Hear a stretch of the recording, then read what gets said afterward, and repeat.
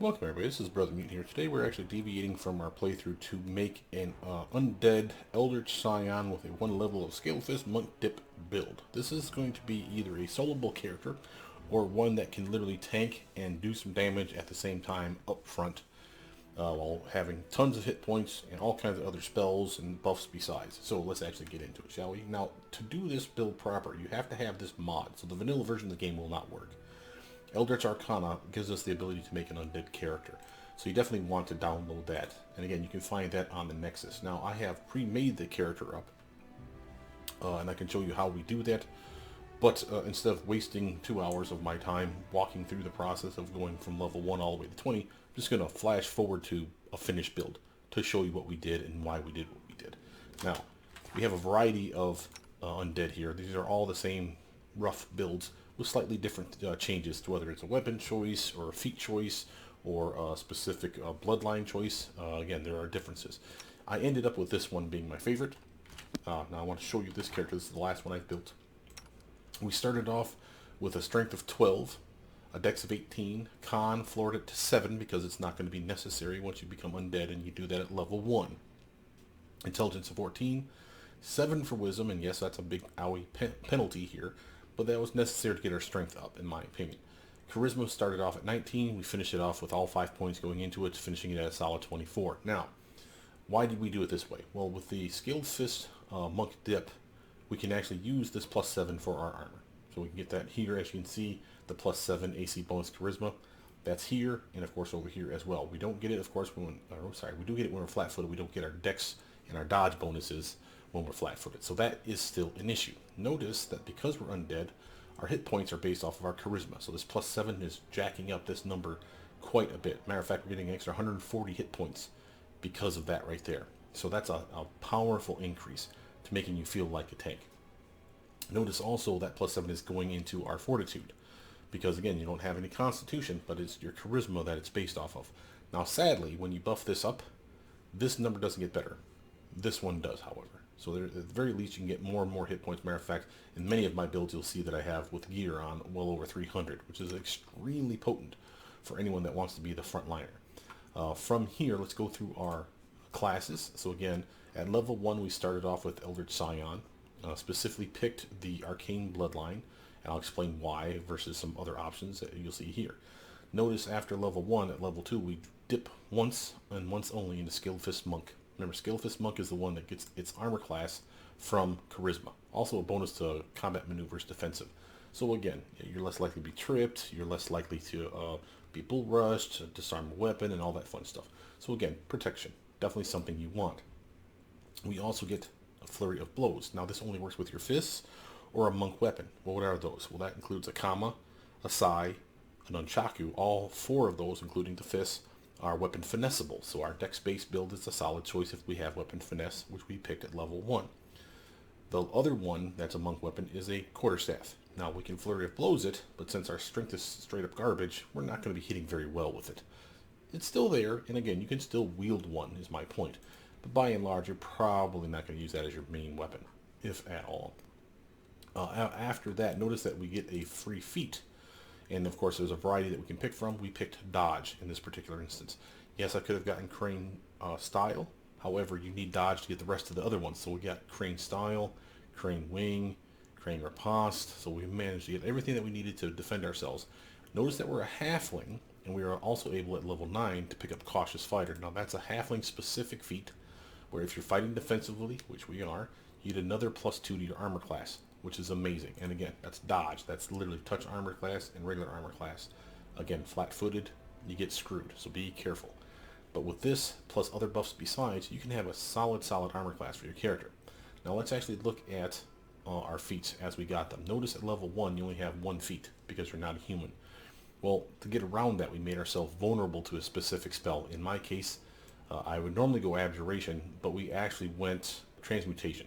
And the reason I went Transmutation was because it was something that we would be susceptible to, because it's Transmutation / Divine. And I figured, well, you're undead, it made sense. So I was happy to pick that one. It's not the best scenario. Abjuration, in my opinion, would have been the best. However, Abjuration is a penalty to Abjuration saves, so what? As well as susceptible to cold. It makes no sense that I'm susceptible to cold if I'm undead. You're damn near room temperature. How is that a problem? We're susceptible to fire. We're susceptible to divine and holy damage, and that's a thing that we'll talk about. But by and large, I'm basically doubling down on the fact that we're susceptible to divine. So that's a problem. So just be careful with that. You see a target that's capable of doing that to you, take them out first. Weapon finesse. By doing this, by the way, we get 2 feats for the price of 1, basically. So we take the penalty, and then we get 2 feats. So we took spell focus necromancy and weapon finesse. Weapon finesse for obvious reasons. We want to swing with a weapon and make sure it connects. We need to get some bonus to our swing. This is the way to do it. Why spell focus necromancy? I mean, besides the fact that we're undead, this actually gives us the ability to be undead with our mod. How? When you start at level 1, you get the ability to pick up traits. Our traits that we picked up at the very beginning were as follows. We picked up a physique drawback. That's the you were cursed.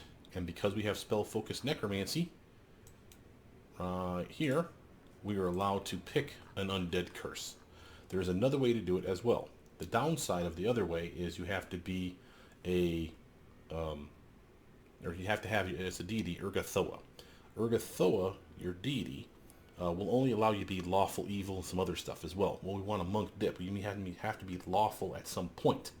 So lawful good, lawful neutral, lawful evil are your choices. If you don't want to be evil, then all you have to do is pick another deity or no deity at all, and make sure you have spell focus in necromancy. If you do that, then you can still be an undead. So pick your physique drawback. You were cursed, and it should show up there. Normally it says witch's curse. That's not the one you want. If you have met all the requirements, you can get undead curse, which is what we've picked. And again, that's this guy right here. Now notice our deity is Shelyn. The reason I picked Shelyn was because Shelyn had a lawful good possible alignment, and it wanted to be a lawful good character. There's another one in there that's lawful neutral. Feel free to pick that one, be a lawful neutral character, but you have to be lawful to pick that monk dip. So from here, notice that we have the undead curse, so we are undead. Notice we are susceptible to fire, holy, and divine attacks just because of the curse. And then you throw on our susceptibility to transmutation and divine damage here because of our spell vulnerability, and divine is really going to hurt us heavily, if that's a problem. It's unlikely to be. Why do I say that? Because most things are not good, and why would they be doing divine damage to you then? They're probably doing unholy damage to you, negative energy damage, positive energy damage, but that's not divine damage. So we're probably going to be okay, is my guess. From here, notice because we're an undead creature, we get a lot of pluses. So no con stat, we use our charisma in its place. And again, notice this other fun stuff. Immune to bleed, death effects, disease, paralysis, poison, sleep effects, and stuns. That's a lot of things you're immune to, and this is at level 1. So that's pretty solid. Again, for someone in the front ranks, even if you're not going solo, that's a solid upgrade for your character. Then we pick 3 traits specifically. Because we picked a physique drawback, you can actually pick 3 traits instead of 2 at level 1. So what 3 did I pick? Equipment trait, I picked campaign trait, and then I did a combat trait. Now why those 3? 1, if you pick the family heirloom weapon, which is what we've done here, you can pick from a laundry list of weapons in that list. They give you a magic weapon right at the start of the game. So it's a boon. Might as well take advantage of it. Also, now that I have a family heirloom dagger, any dagger that I wield will get a +1 to the swing. You see that over there where it says family heirloom dagger +1? And then it says +1 cold iron dagger +1? That's the dagger they gave me. But again, the family heirloom dagger +1 that you're seeing there means I've been trained, if you will, in the dagger. It's not weapon focus. It will stack with it. So that's a solid upgrade. Now you can do this for this, bastard sword, short swords, size, kukris, rapiers, estocks, long swords, dueling swords, whole laundry list of choices. Pick your favorite. The best ones, quote unquote, for a dex-based magus like we are, would probably be a kukri, a rapier, or a scimitar, I suppose, because there's a feat in this mod that allows you to weapon finesse it. But that's a waste of a feat in my opinion. You could have done estoc too. You could, but again, you need a feat to get that. Same with dueling sword. You can weapon finesse it, but you need a feat to pick it up because they're exotic weapons. Again, if you're willing to burn a feat on that, do your thing. I'm not going to stop you. And again, we do not have to use a dagger. It's just we have a bonus to using a dagger, so I'll happily take it. The campaign trait. Why do I take that? Because it gives me optimistic gambler. If you take the first one on the list, you literally, it's called what will it be, and I literally picked this one. You scroll down and it tells you what it is. Mastery of the Undead. This is the one that allows us to summon, or excuse me, animate dead 3 times a day at level 1, no less. It's not going to last long. You build into it, but it's not the point. They're fodder for a reason. They're there to either help you flank, take a beating, distract the bad guys, keep them trapped in a poison gas cloud, any number of reasons we can use those dudes. And it's there from level 1 up. Extremely helpful and valuable. From here, notice we went combat trait. Why combat trait? Because we picked Blade of the Society. It's not the only choice that's in there. There's a couple that are pretty appealing, but I like this one because it gives me sneak attack die. Just one. It's a 1d6 of damage, and this other little trick here, where every die of sneak attack you have, you get another +1 to the damage. So it's not just 1d6. It's 1d6 +1. Why do I care about that? Well, I have a spell called Sense Vitals that, at best case scenario, will allow me to buff myself up to 6d6 total with this as well as the spell. So that's 6d6 plus 6 damage per strike. That's solid damage, and I'll happily take that. From here, notice that we have Flurry of Blows again. That came from being a monk. There's other additional traits that we picked up later. I'll show you when we got those. But notice when we picked those up, we picked up another drawback. Now you can only pick up one physique one and one emotion drawback. So you have to choose, which you're going to take first, which one you're going to take second. So we went for emotion this time. Notice it's envy. This is one of the least problematic that you could have. A penalty to your concentration check by 2 if you don't have enough money on you. That's it. As long as you're loaded with cash, this will never affect you one whit. If you don't have enough cash, it's just a -2 to my concentration, and I have stuff that's boosting my concentration up to eventually +4 by the end of the build. So I'm not worried about this even kicking in. If I'm poor, you're fine. But again, doing that gives me 3 more traits to pick, not 2. So which 3 do we get? Social trait, regional trait, and magic trait. The regional and magic traits were to get Meta Magic Master and Magical Lineage. These are the ones that allow you to apply a meta magic effect to a spell. Normally that increases the caster level of the spell. So a level 1 spell can become level 2, level 3, or higher, depending on what meta magic we're talking about. This will actually take that down another level to a minimum of the normal level, obviously. But I'm just going to use meta magic intensify. That's a +1 normally. So for these 2 spells, in this case Shocking Grasp and then the other Bone Shatter, I have the ability to intensify them, doing extra damage, still casting them at level 1 or level 4 respectively. And that's incredibly powerful for me. And again, we are a Necromancer, so I went Bone Shatter. I could have gone Dragon Breath. That's a solid choice here as well. And there's many others that you could have picked, but you only get to pick 2. 1 spell from level 1, 2, or 3. 1 spell from 1 through 6. So again, you have options. Decide on those options yourself. Notice that I have the social trait of Adopted and Ever Wary Tiefling. This is one that I stumbled upon knowing that we have the issue of being caught flat-footed. You can see we don't have any dexterity modifier. This +4 just goes away because you're flat-footed. Notice in that surprise round, that's when you're flat-footed most times, I have the ability of retaining half of my dex modifier. I'm still considered flat-footed, so if sneak attack is applicable, that's flat-footed, I'll still get sneak attack damage. But I'll have a better armor class than this crappy 18 you're seeing here. Not by much, only 2 points higher, but obviously once I start gearing up for dexterity, casting spells on myself or putting on the proper gear, I can get this up at least 4 or 5 more points on this side. So this +2 could actually be like a +4. And again, that's a solid flat-footed armor class, in my opinion. Notice some other stuff that we did here. Go back up to my feats. Started off with, like I said, with Weapon Finesse and Spell Focused Necromancy. Both those at level 1 thanks to Spell Vulnerability. Improved Unarmed Strike we get for free. Stunning Fist we get for free. That's for being a monk. Then I picked up Dodge as the free feat for being a monk. Then we went Crane Style. Weapon, well, here, actually, I'll show you this here. We went Crane Style.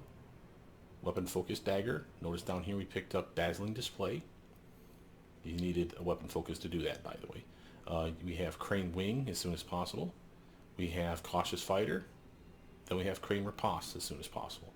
Then Magic Intensified spells, so we can start increasing our damage output for our spells. Shattered Defenses over here allows us to literally treat things as if they were flat-footed, so long as they're shaken, frightened, or panicked. Now, that's a little weird, because normally we use Cornigan Smash on a strength-based build to intimidate targets. Power attacks on, and you just beat the shit out of them, and they get scared. so it makes it easier to hit them with follow subsequent attacks thanks to the Cornigan Smash Shatter Defense combo. I can't do that because, again, I'm not a strength-based build. So how do I do this? Well, we have spells that will scare targets. Specifically, I have Fear that I've picked up. And again, I'll show you that as we go through it. But by and large, know that I have one or more spells that allow me to terrorize, if you will, a target or more. And even if they make their check, in many cases, they'll at least be shaken for one round. So extremely beneficial, and that allows me to employ that trick still with Shatter Defenses. Then we picked up the additional traits, the other set that we just talked about. We have Piranha Strike, Arcane Strike, that's actually finally gets us some weapon damage, and then we have Mage Tattoo, Necromancy. Now, is this the order I would do this in? Probably not. I probably at least pick up Arcane Strike or Piranha Strike earlier. Why didn't I? Because I wanted to make sure that I was getting at least all my crane stuff in. You wanted to be tanky first, in my opinion. So I suppose I could put Cautious Fighter on the back burner, pick up, say, Piranha Strike over here, and swap things around. And I'd be okay with that, because it's a +2 to armor, but you probably really don't need it at this level. You're actually doing real good for yourself. So getting a little more oomph out of your damage output is totally worth doing.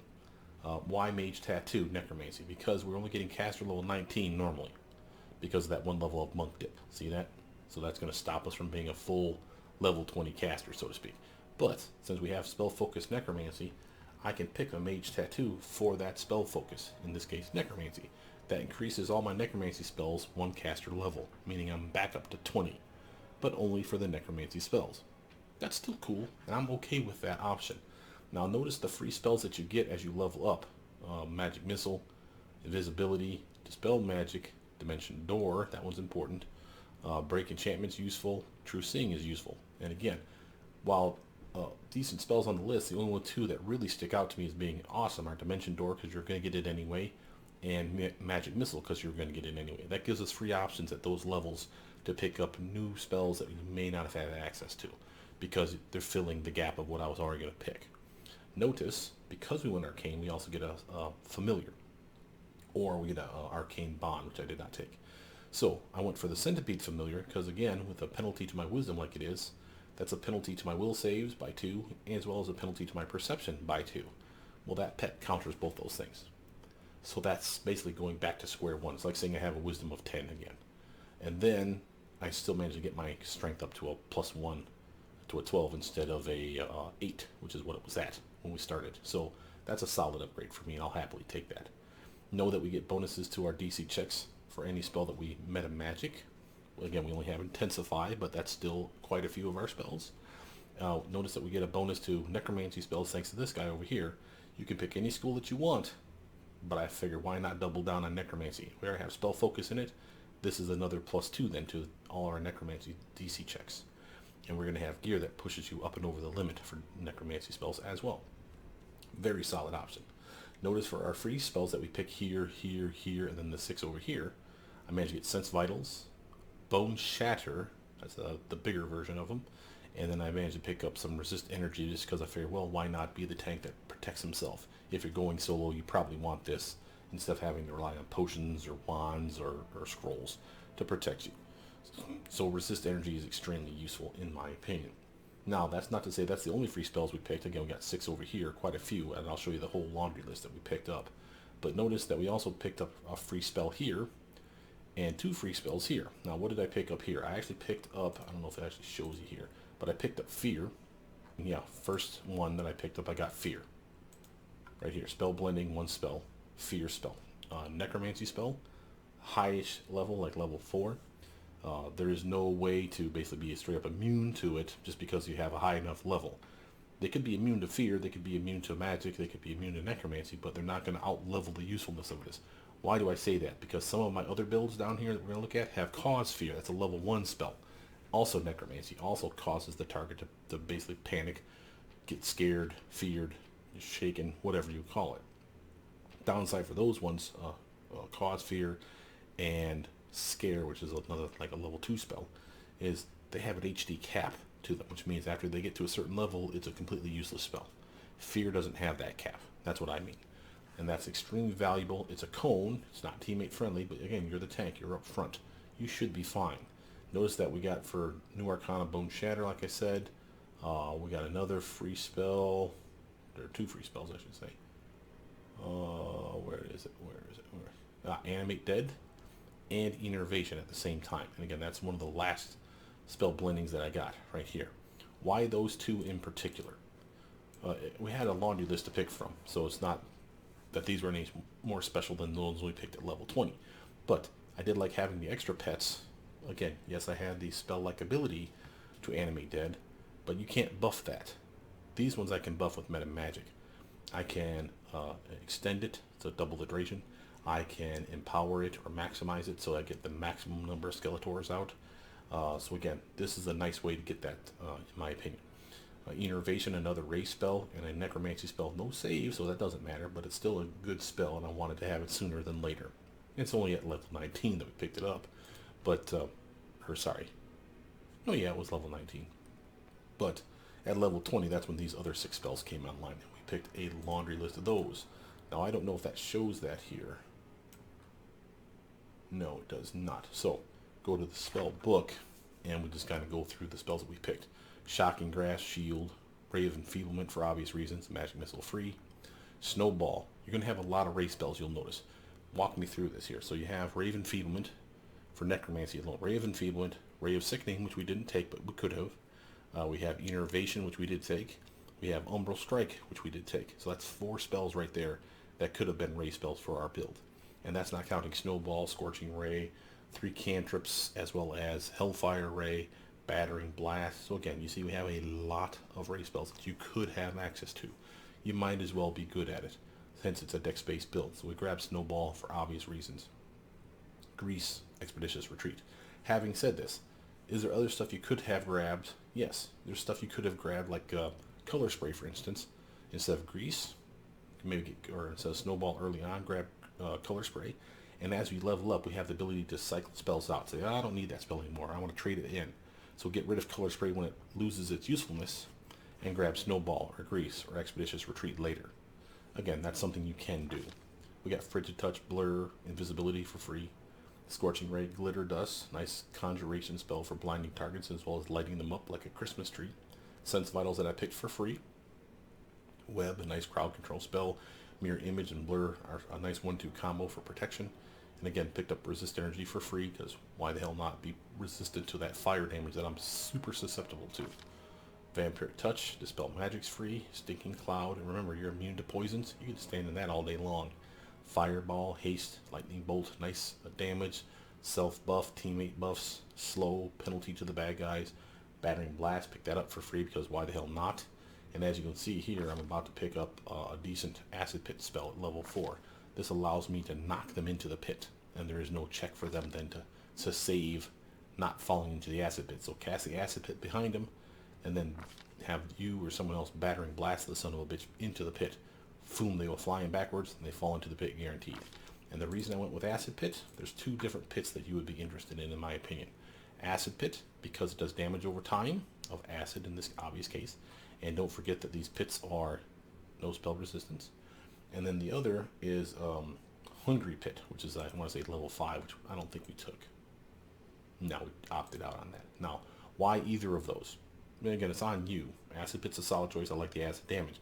But they both do damage over time, which means after they fall into the pit and take damage, they're continually taking damage while they're stuck down there.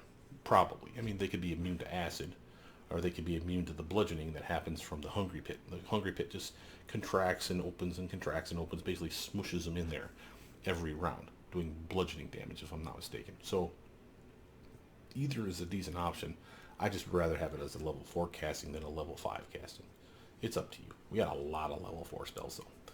Dragon's Breath, Greater Invis, Dimension Door is free. Downside of this one is it doesn't have the thumbs down. So when you're picking this one up, be real careful.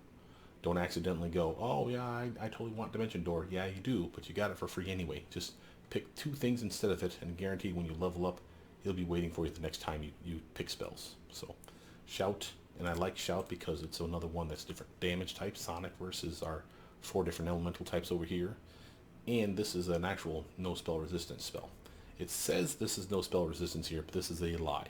There is spell resistance checks on Dragon's Breath, sadly. So do not listen to that. But Shout definitely does work. Fear we picked, like I said, for free. The fact that literally, even if they make their check, which is unlikely with us having high necromancy checks, but they could, if they make their check, they are still shaken for 1 round. So that's still to our benefit. Now the downside is that's only 1 round. Well, how do I make that better? Well, what if I extend it? If I use an extend meta magic somehow, like a meta magic rod on this spell, yes, this could be buffed for many rounds. They'll probably die before it even wears off. But even if they make their check, this should still double. So instead of 1 round of shaken, it should be 2. That should allow me to capitalize at least for 1 round on my shattered defenses, where I'm treating them as if they're flat-footed. They lose their dexterity and all their dodge bonuses and just chop right through them. So again, still an obvious choice for me. Stone Skin, because why not? Feel more tanky. Bone Shatter, picked it up for free because, again, necromancy spell. And again, I can intensify this one. This one goes up from 15d6 up to 20d6 for me. And even if they make the check, which is unlikely, but if they do, it's only half damage, and they're still fatigued instead of being exhausted. So there's still a boon to having it. And it has, sadly, a close range. I actually thought this one was medium range. Phantasmal Killer, this was kind of like a mulligan pick, kind of like pick something and just move on. But I did like the idea, and in her picture it looks like she has a Phantasmal Killer right behind her, so yeah, I figured what the hell, it's funny. And I like the fact that it's a fear spell as well, because there's gear out there that will buff anything that has fear in the spell descriptor. This is one. Here's another example of one that's clearly a fear spell. So again, we have more than a couple that can technically be categorized under that category. And again, even though this is an illusion spell, fear, if you find something that buffs fear spells in general, that would buff this thing. Animate Dead, again, got it for free. Why? Because why not have extra pets that you can buff up? Enervation, got it for free. Again, no saving throw for this one. It is a raise spell, so we're reasonably good at that. And again, I like the penalty, the 1d4 of straight up screw you. Now, it says that you can intensify this. I believe it because there is a time limit on it based on your caster level, maximum 15. I would assume this means I could debuff somebody for 20 hours. You're never going to see that. But having said that, I will happily, for example, meta magic this thing up. Like so. So I have 2 different types of castings of Enervation. The normal version, the intensified version. Now, why wouldn't I do that for all these? They have dots on them. Do it. Even though it says it does for Shout, like it says you can clearly intensify it, there is nothing in here that you can intensify. It is 5d6 of damage flat. It's stunned for 1 round flat. Has nothing to do with caster level. So the fact that it says you can is a lie. So I will not use that. Yes, I could go like this. It'll have no effect on it, other than it will take now a full round to cast it. And of course the fact that it's level 5 versus level 4. So I could do that, but it feels like cheating, because again, it does not work for this spell. So I won't. But again, I've justified that Enervation does have that benefit because of the caster levels equal to how many hours it burns. So I'm happy doing that. And again, there's others like Magic Missile. There's no way you can intensify this. It says you can. Yes, I can make it a level 2 casting. It doesn't do a whit of good. There's not an extra missile. There's not more damage. Nothing. So again, I will not meta magic that spell. Just saying. Snowball, Raven Fieldman, Shocking Grass, those all work as normal. Frigid Touch doesn't. There's nothing in here. It's damage 1 round total staggered. 1 minute if you crit, 46 of damage flat, no variable effect in here at all. So you really can't intensify that. Same with Scorching Ray, even though you would think that, well, maybe it gives you an extra beam. It does not. It doesn't give you extra damage either, so it's a complete waste of your time to try to intensify that. Yes, you could, and yes, I could do it and cast it at level 3 as the quote-unquote intensified version, but again, it seems wrong. It seems like I'm cheating, so I won't do it. Battering Blast, I've yet to prove to myself if it does work on it. I am of a mind that it does not. Notice that it does maximum damage of 5d6 of 1d6 per 2 caster levels. So that to me speaks that it probably should work, meaning I should get more damage per ball. So again, I will eventually get around to doing this for all these guys. Like so. And just having them here and then testing them out later. But Fireball I know works, Lightning Bolt I know works. And again, we have other good stuff to talk about here. Overland Flight. I picked this one up late because it's a level 5 spell. Before that, at level 3, you could pick up Fly. I highly recommend you do so. Have it on. It only lasts for like a minute per caster level. but it gives you dodge armor class for melee, immunity to ground-based effects like your web spell, your grease spell, stuff like that. That's awesome. Now, the reason I don't have it is because I spec'd out of it, which means when I finally got this spell, there's no need for me to have the lesser version of fly. Yes, you can cast fly on other people, so there is that. But I'm selfish, and as such, I'm okay with Overland Flight being my own spell. It's only for me, and notice that it lasts for an hour per level now. Very large buff. Everything else is the same with the exception of the movement speed. I can move 40 feet versus 30 or whatever. The other spell, the fly spell, you move at like 30 feet extra, so up to 60 feet in a combat round. So fly is better for movement, but doesn't last as long. Other than that, it's basically the same. Notice this other little nugget here. You get a mobility bump. This is the same for fly, by the way. You get a mobility bump to your skill check equal to half your caster level, which again for me is going to be 19 divided by 2, so 9.5 round down, so a plus 9 to my mobility check when Overland Flight's on my character, and that's going to be on me all the time. It's a solid buff, lasts for many hours. You definitely want that buff. We've got acidic spray, break enchantment was free, cloud kill, you're immune to poison. This is a poison. Cone of cold, remember your Skeletors. These ones and the ones that you can summon from day one are immune to cold. So you can literally have those guys out and then blast Cone of Cold through them, damaging whoever they basically aggroed onto, which is a really nice tactic that I'll show you. Elemental Body 2. Pick this up instead of Fire Snake because I'm like, I don't really care about Fire Snake. And we have Dragon's Breath. And again, I will intensify that little goober, like so. So I have Fire spell still at this level. I have Fire, Acid, Electric, and Cold all in this one spell. Just pick what you want. And it's actually not that bad. Cone of Cold is not better because this would be 17d6 of damage. This would be 15. However, this one I can cast, as you can see, standard action. This one I cannot. It takes a full round. The reason for this is we are a spontaneous caster, and any meta magic we do this way now suddenly takes a full round whether it should or not. If it's a swift action, it's now a full round. If it's a normal standard action, it's a full round.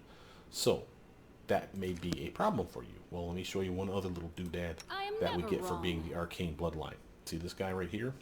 5 times a day, by the end of the build anyway, I'm allowed to literally take any of those meta magic spells that I've just done and cast them as normal.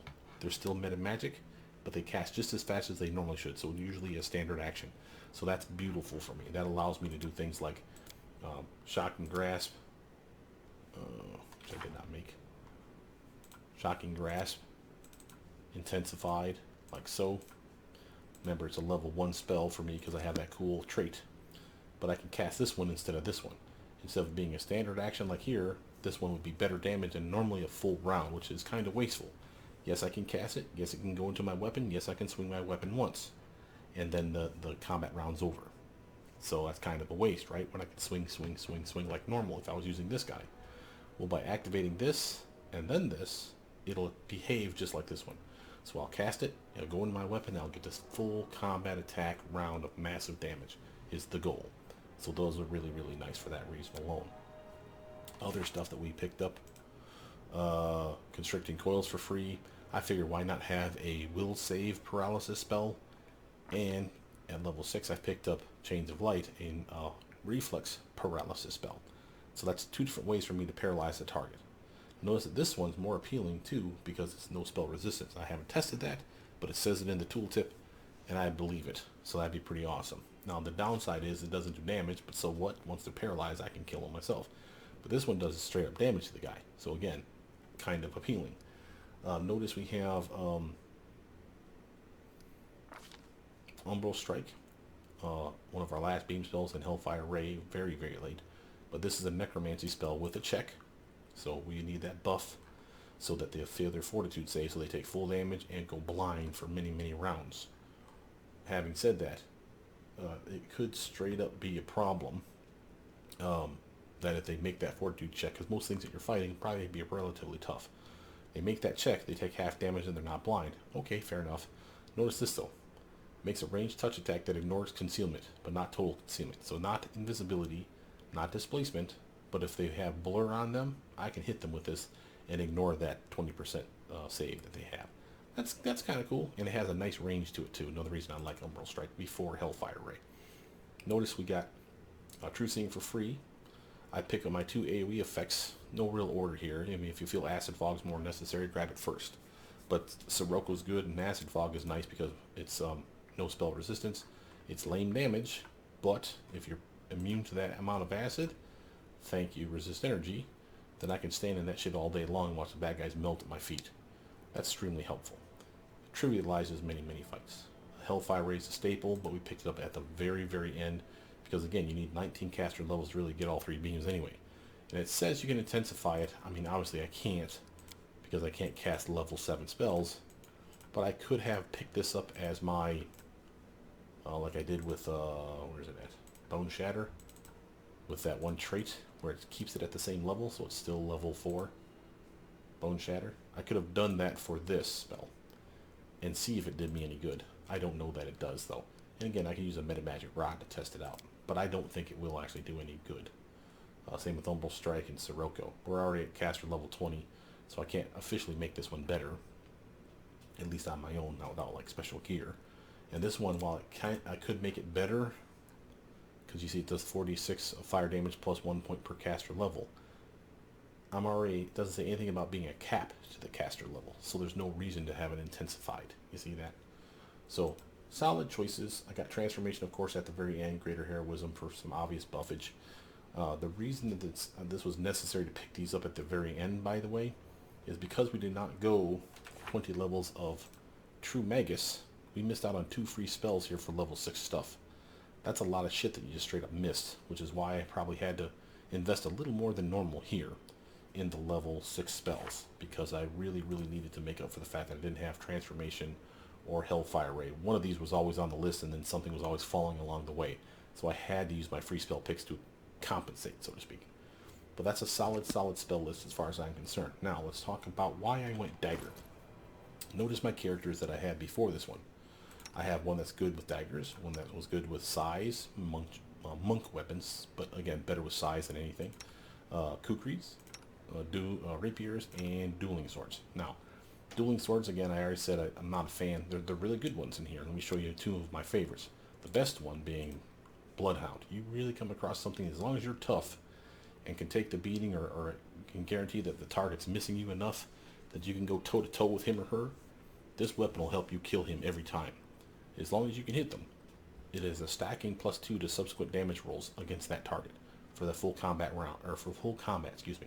So every time I hit them, it's another +2 to damage. So it starts off at nothing, then +2, +4, +6, +8, and eventually gets to the point where you're just slaughtering the guy.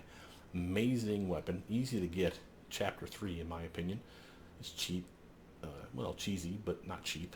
It's a good way of getting it, and I highly recommend you do so. It's a +5 weapon base. That's awesome. Has the highest crit range of any known weapon out there. 18 to 20. We can make that keen and jump that from 18 to 20 to 15 to 20. That's awesome. That's not normally something that happens for a dueling sword, because it normally crits on a 19 or 20. So that is nice, and the fact that we can buff it is even nicer. It's a speed weapon, which is nice, which means we get an extra attack around. And of course, finesse wielding. Also notice that it's agile, which means I have dexterity that's high. I get that extra damage thanks to this little doofus here. So I really do good damage with this son of a bitch. This is a solid weapon. And that extra damage besides, that's just money in the bank. So again, amazing weapon that's easy enough to get in Chapter 3. Here is the second best in my opinion, called Menace. This is a typical dueling sword in that it has a normal crit range. It's +3, so that's not amazing. However, look what's built into it already. Brilliant Energy. Now that's the buff that literally straight up bypasses armor and shield bonuses, and anything that buffs armors and shields. And I think that even includes like natural armor enhancement. I can't remember for sure, but basically it's like a touch attack. So whatever they have for their touch attack is what you're hitting. So it's unlikely to be a high number, and it's built into the weapon. Downside is it doesn't work on undead, doesn't work on constructs, or objects, which I don't think are in this game. But constructs and undead are definitely in the game. So that just switch over to another one. So don't just use this as your only weapon is my point. But like I said, you'll get this one before you even get this one. So there's other ones besides. I'm not going to show them all to you because we'll be here for hours. But this is a solid couple of spell or weapon choices for you here. Notice rapiers, a god-awful ton of these bastards as well. 4 here, not to mention another 1, 2, 3, 4 at least there. And these are the named ones. There's a couple that are, I don't believe they exist in the game. I think my modder whoever made this specific mod I'm using crafted this one, because I don't think I've ever seen this in the game anywhere. And it's a crappy weapon, to be honest. It's only a +1, but I can make that a +5 myself. Look at all the different elemental damage types it gives you. Just a very weird choice. But there's a lot of good rapiers in the game, so it's another viable option. And again, rapiers have the highest crit range. It's weapon finessable. Solid choice. Kukris. Plenty of kukris. And weirdly, they're doubled up. So we have, for instance, here's Weasel's Bite. Here's Weasel's Claw. Here is Cold Blood. Here's Fiery Blood. See, we got Swift Injustice. I don't think there's a match for you. Gift of Death. But then there's Mother Cares and Mother's Warmth. And again, it seems like it's telling you that it wants you to dual up and wield.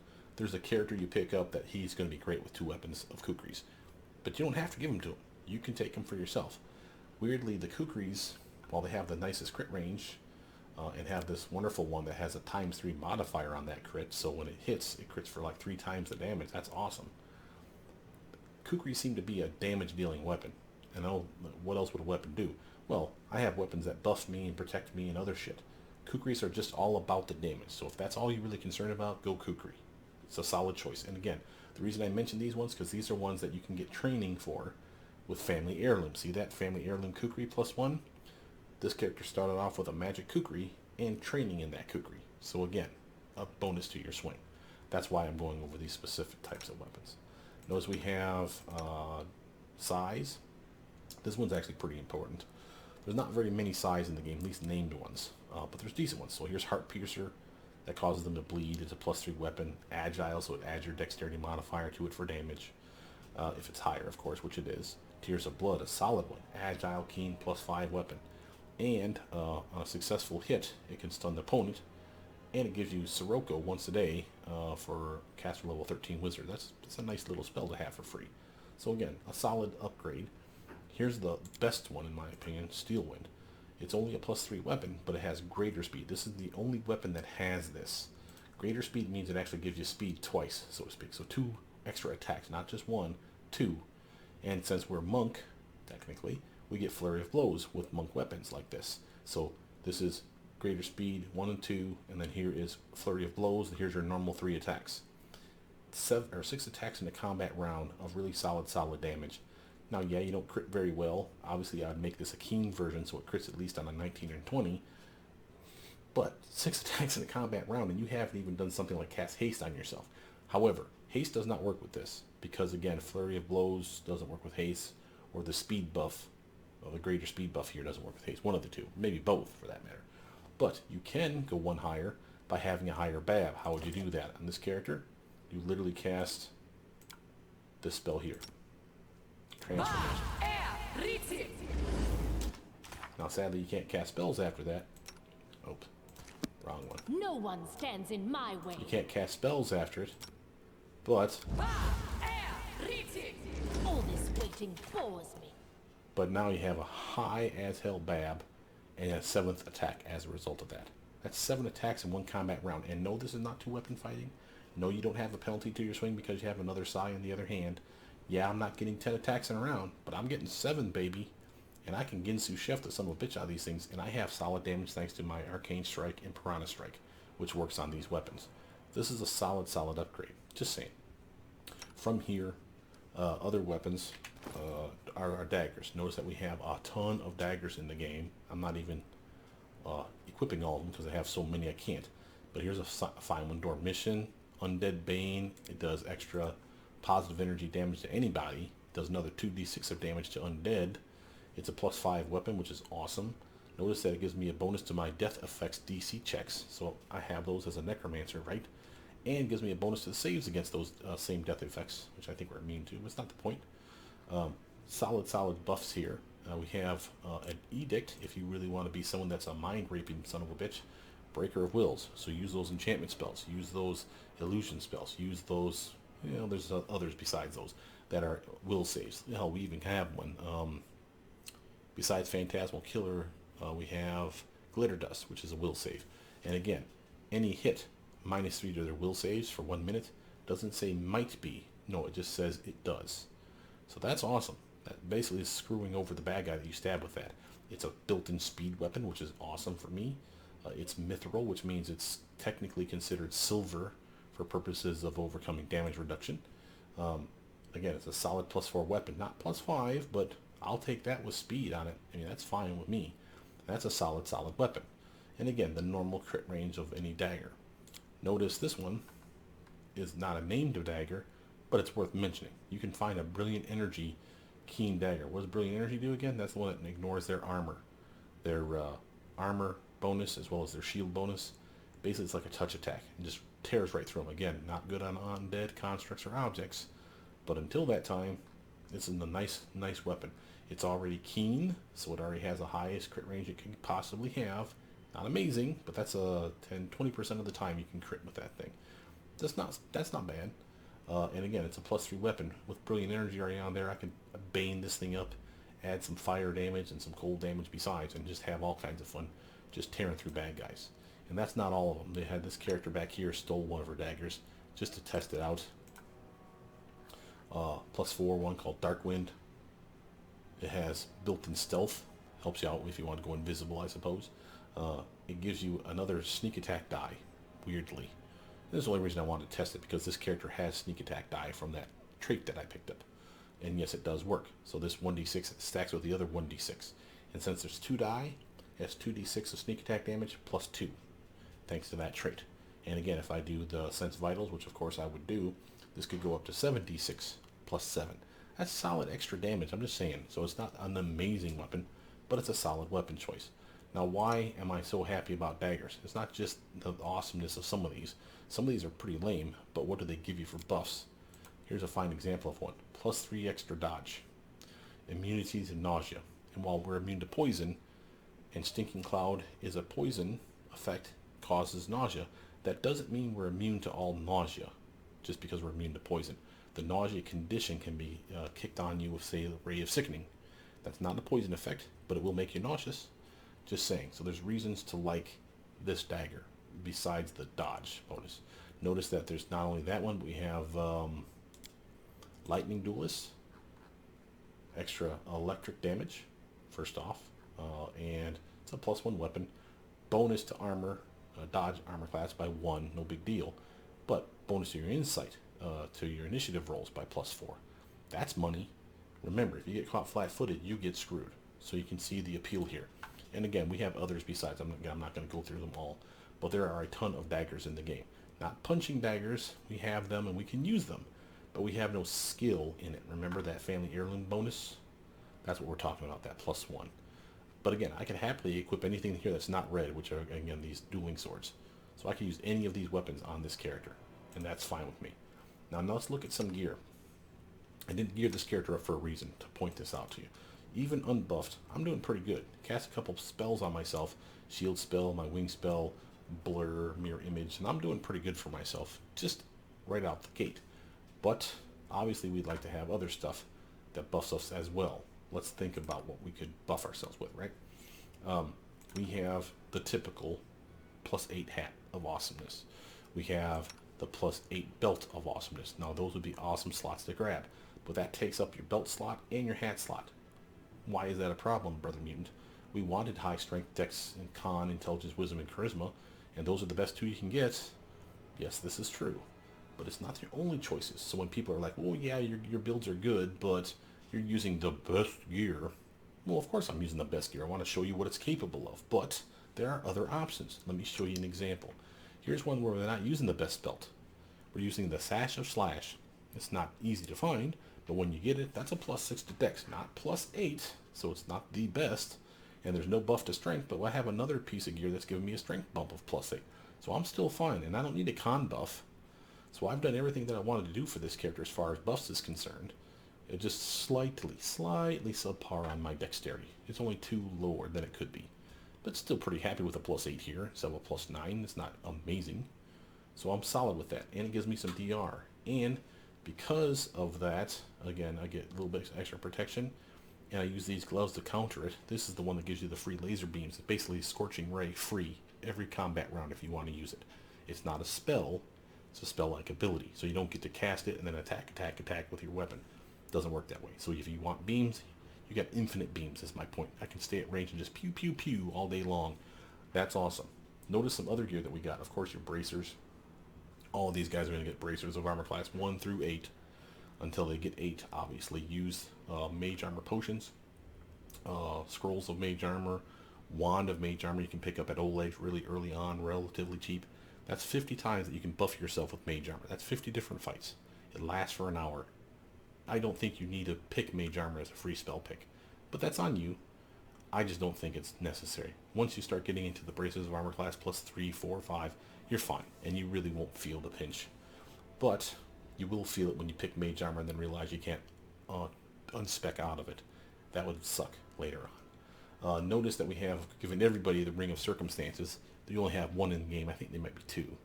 But there's definitely one in the game, and that's at Pitax. This is the ring that you want to buy. This thing buffs 4 different stats. Up to you what you pick, but this is the laundry list of things you can buff. Now, normally I would go say like Strength, Dex, Con, and Intelligence if I was an Intelligence-based caster. All my physical stats are higher. In my case, like Dexterity and Charisma are my main go-to.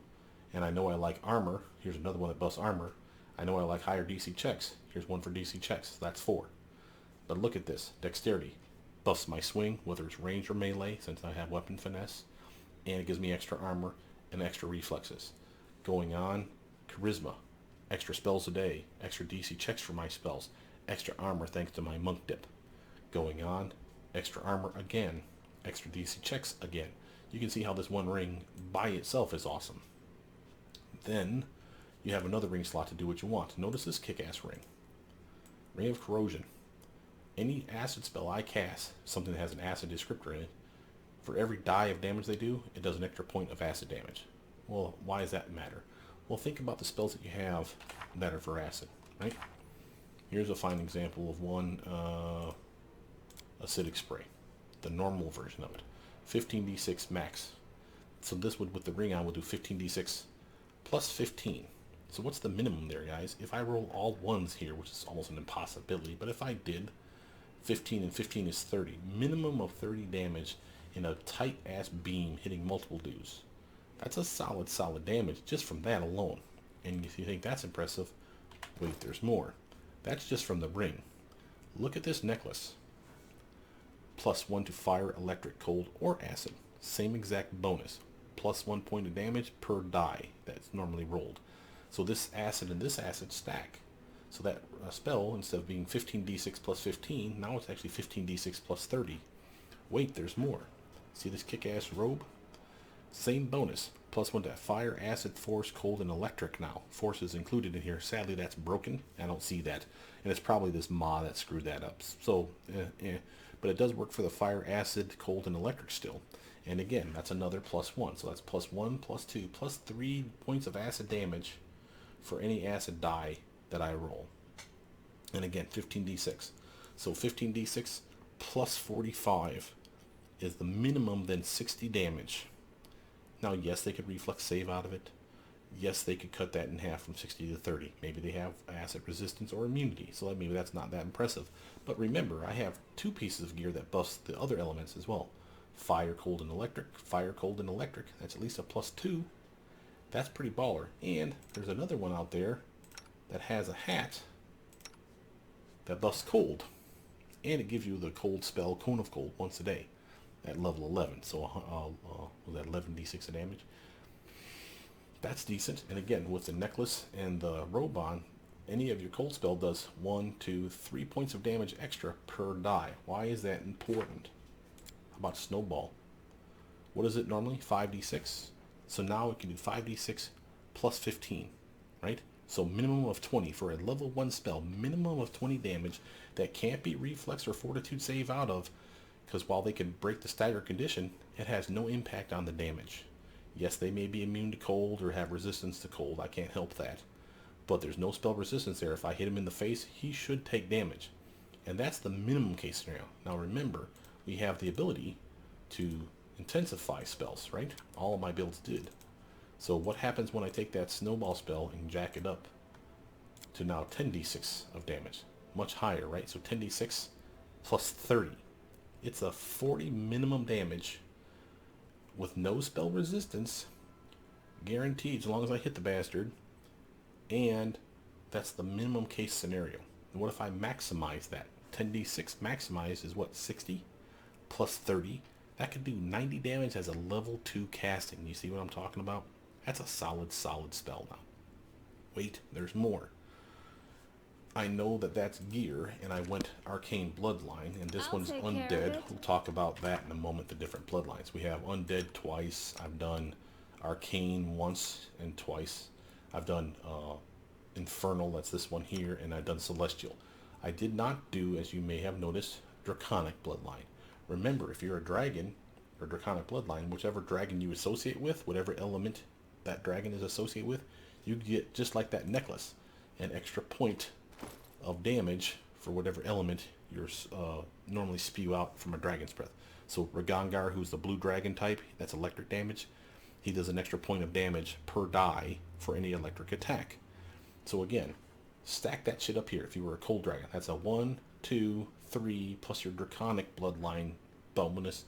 That's a +4 to any cold spell of damage per die. So again, going back to our snowball spell, 5d6 plus 20. 10d6 plus 40. You see where we're going with this? And then, remember, that's just if we're rolling the dice and taking the odds. Maximize that shit. 10d6 becomes 60 plus 40. 100 points of guaranteed damage, more or less, if you hit the mark out of the level 2 spell. Wait, that's if we maximize it. What if you empower and maximize that shit? Yeah, you see where it starts getting sexy? Suddenly you're doing 150 points of damage to a target that can't save out of it. It will hit them. As long as it hits them, it should do damage. 150 points of damage as a level 2 spell. That seems pretty sexy to me, man. I'm saying that's pretty epic. And while you may say, well, what about the fire? This is a fire one here and a fire one here. Sadly, the only other fire item in here that will allow you to buff your fire damage output is this guy here, and it's a sling staff, and we're not going to equip that shit. I mean, I suppose you could, but you're not a ranged attacker like that. This would be something that I'd put on, say, an Eldritch Archer. I would go sling staff just to be a jackass. Shoot your fire spells through that son of a bitch. But this, again, just like the other ones, for every fire spell descriptor you cast, +1 point of damage per die roll. And it's a +4 flaming burst sling staff. It's a solid weapon in and of its own right. And this is in the game. So, really decent weapon choice, in my opinion. But, having said that, cold, this is the only one that I found that buff cold. This one, these two, acid, the ring that I showed you on this character, and these two in electric. There's one that's electric that's a cloak, but you can't wear it. That's Ragangar's cloak. It's a special part from his tribe, like he inherits it or some shit. So Ragangar, you give him that cloak, you give him this necklace, and you give him this robe, and the fact that he's draconic, he could get a +4 to his electric attacks per die. Now, while again that doesn't sound all that impressive, remember, he specializes in things like shocking grass, as all magi do, mostly anyway. So that's again a 5d6 going to 5d6 plus 20, or a 10d6 if he intensifies it plus 40. Just saying, that sounds pretty good for someone that's going to channel that through his weapon. And if he's crit fishing besides, that crit potential is there, right? So his chance of hitting and critting, doubling that damage. So again, 10d6 plus 40, what was that? 50 minimum. Let's just go with a minimum. 50 damage, pretty good chance of critting. So when he does, that'll crit for 100 damage. If it's the full damage, let's say you maximize that, it's 100 damage from a level 1 or level 2 spell, depending on what you do with it. 100 damage that could crit for 200 as a level 1 spell. You're telling me you don't think that shit's sexy? Just saying. It's pretty damn cool. And this is why you really want to get into micromanaging, if you will, your build, to see what kind of gear's out there, what you can do. This is not the best gear ever. This is solid gear, don't get me wrong, but I would not necessarily use this robe unless it's for a build like this, because it's giving me no armor. I'm getting no buff to my intelligence, wisdom, or charisma from this. There's robes out there that do that. I have a laundry list of stuff that we could have picked. We have like the Enforcer's robe. If you're lawful evil monk, you get a little bit of dodge, which ain't amazing, but a really nice bonus to your unarmed attack. Well, that one sucks. Go to the one that's where are you at? Envy of the Master, Draping Veil of Prowess, Leviathan's Gift. Lots of good robes in here. Arbiter's robe. Here you go. This is the one if you're a lawful neutral monk. +3 to dodge. +3 to your unarmed attack and your damage. So basically your fists get better and you get some decent dodge. That's +3 to your dodge, which is added here and added here. I'm missing out on that by not wearing the right robe. But again, I'm happy with my choice. If I find that robe, maybe I'll put it on. There's another one that's better than this, that's for lawful good. It's in here somewhere. And that lawful good one works on, only on, I should say, lawful good monks. Where are you at? With eyes, bogeyman. It's in here somewhere, I swear. Oh, maybe I put it on the character that's lawful good. That's probably where it's at. Nope. But the point is there's a variety of options for each of these slots. Just because you normally would get the awesome belt of awesomeness doesn't mean you have to. And just to show you another example, here's a belt that's a bonus to dex and strength only. We don't care, because we don't care about con. It's not the +8, but there isn't one that's +8 for just these two stats that I found anyway. So if I'm not using the uber belt, maybe I give that to someone that needs the con bump, and I'll happily downplay my character just the tiniest bit. It's only a +2 loss to strength and dex, and I'm okay with that. And it's bumping the two stats that I care about. Gives me extra armor, better chance to swing, a little more damage output. All good choices. So again, think about what you're going to place in various slots. Just to give you, for instance, I have found glove slots that are good for charisma, dex, and strength. I found belt slots, obviously, for your dex and strength, but there's a couple that are buff your charisma as well. Not amazingly, but like a +4 to your dex and a +4 to your charisma. So there's a belt that does that. I think it's called Lightning Belt. See if I right here, Lightning Belt, +4 dex, +4 charisma, and cast Lightning Bolt twice a day as a 7th level wizard. It's not bad. It's not amazing, but if you find that before you find something useful, you just buff 2 of the stats you gave a shit about. You see that? See what I'm saying? That's why I just want to say, just because I routinely give you the best build, the best possible gear for yourself, that doesn't mean you have to, oh, this character is going to suck until I get all that stuff. No, you're going to be fine. Notice a couple other real quick things here. One, here's a solid Cloak of Soul Souls, the one you piece together, or your artisan does for you, your court advisor, the storyteller. Piece this together. Normally this is a problem because of the penalty to con. I have no problem with that. And look at what it gives us. A bunch of necromancy buffs. The ability to cast Vampiric Touch 3 times a day, equal to my character level. Not caster level, character level. I'm level 20. So I'm casting this at max strength. And I get those free hit points every day as a result of this. I can push this number up through the goddamn roof. So you can be really tough, lots of hit points, really good fortitude, nice reflexes. Wills are kind of sucking until you get some gear to protect yourself. That's your weak spot in my opinion. But there's no real issue with that, especially if you're running solo. So you're doing fine. This one's dangerous in that it's cursed. You try to take that shit off, you'll die from it. You have to remove cursed or someone else to cast it on it. That'll help you take it off. There's also a ring called Great Dreamer's Smile that, notice this one, immunity to curses. Put that ring on and you can actually, I think, take that cloak off. But I don't know that for a fact. But it says, or at least when you should have this ring on when you put the cloak on. How about that? And then you probably won't get cursed from it. So that's a solid option. And this is a solid buff too. This Great Dreamer's Smile. This is not my favorite ring ever, besides the Ring of Circumstances, I mean. But it's a bonus to a luck bonus to your attack and your damage and your saves and your skills and your spell pen, and you're immune to curses. That's a lot of bang for your buck. What do I normally go for? Where are you at, little bastard? Greater Ring of Ultimate Protection is one of my favorite. +5 to all your saves. +5 to your armor. That's a deflection bonus. That's one that can count here in your touch armor class. That's nice. Spell resistance 24. That's innate. You just have that. That's just awesome. And a DR2/dash. So physical attacks are always less than just the tiniest bit. Makes you feel super tanky. Just saying. This is one of my go-to ones. Other examples of ones that I like the Ring of Law. You have to be lawful character to pick it, obviously. +4 deflection, immunity to confusion and fear. Who wouldn't want that shit? Just saying. There's plenty of choices. Go through the list, decide what you need, see where you can get gear that can give you the buffs to the 2 or 3 stats that you really care about.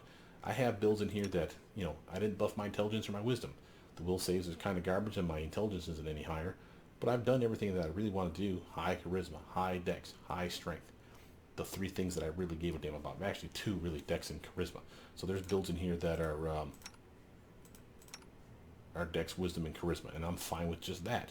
That's not amazing, but that's solid armor, better chance to swing, and again, as long as I have like an agile weapon, I get that extra 8 damage, so I don't care that my strength sucks. Look what I got for it. I got a belt that allows me to empower and extend every spell I cast that's level 1, 2, and 3. Think about what I just said there. I don't have meta magic feats for these, but that's built into my character. What does that mean for this particular character? This can be empowered. This can be extended automatically. I can empower this for more damage. This can be both empowered and extended. Why? Because there's a duration. I can empower and extend this because there's a duration and a die roll. This can be extended. This can be empowered and extended. This can be extended. This can be empowered. This can be empowered and extended. This can be extended. Again, you get the idea. Almost everything on your list is going to benefit at least from one of these 2 buffs for the first 3 spells. And that's some really good spells in here.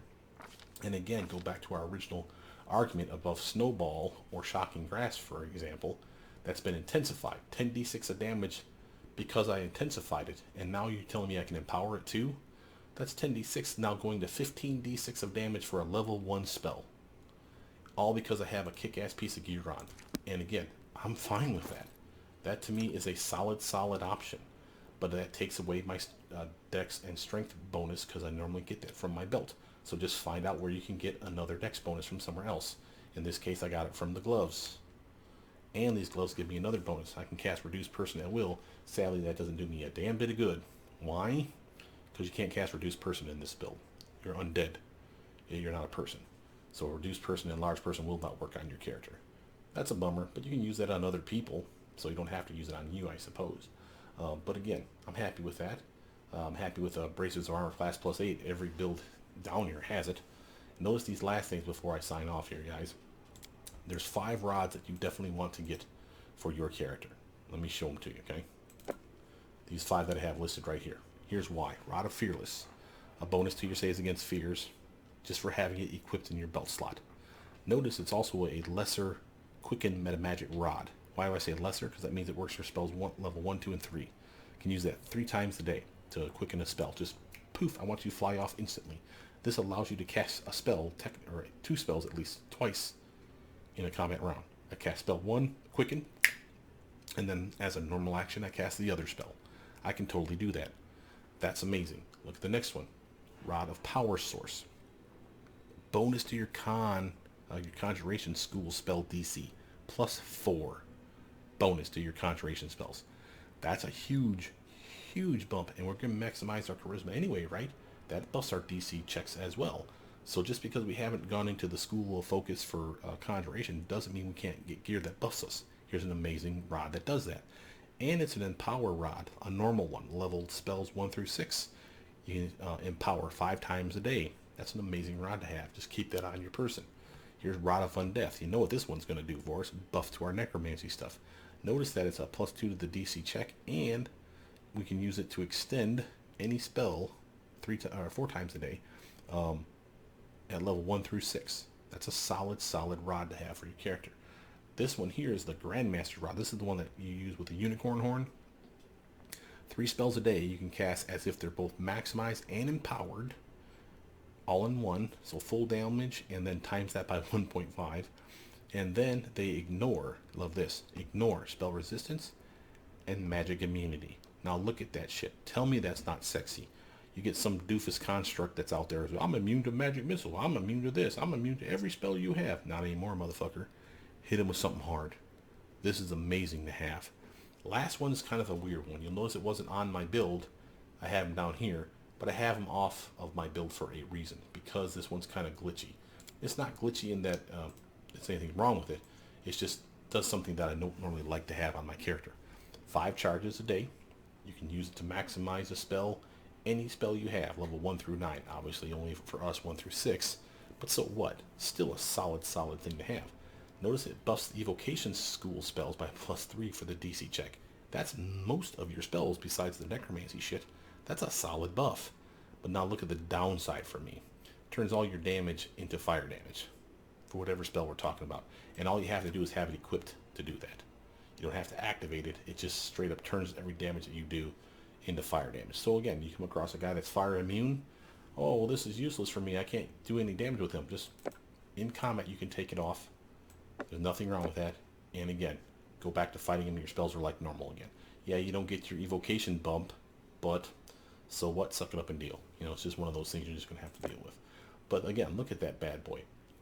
Evocation spells go up +3. It increases the caster level by 1 for all your spells. That's awesome too. And again, you can maximize up to 5 times a day spells for damage. So these 5 rods alone can make your build amazeballs. Now, yes, it's pie in the sky dreaming. You're not going to find these very quickly. But this one's from an artisan. This one I managed to get in the game, I know for a fact. And I'm fairly certain I picked up probably Rod of Undeath somewhere in my current playthrough. Maybe the fire one, but I don't think so. But again, if you can afford these things or find these things, you definitely want them. There's plenty of ways to make your character tough and awesome. Any number of ways to make them better by just buffing them with the stats that you care about and the armor that you care about.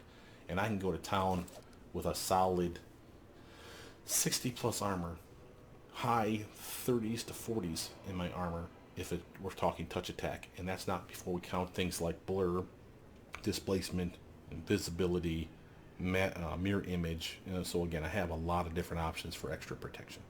But with that, my name is Brothermutant. Please like, subscribe, comment down below. Tell me what you guys think. I'll see you guys soon. Bye now.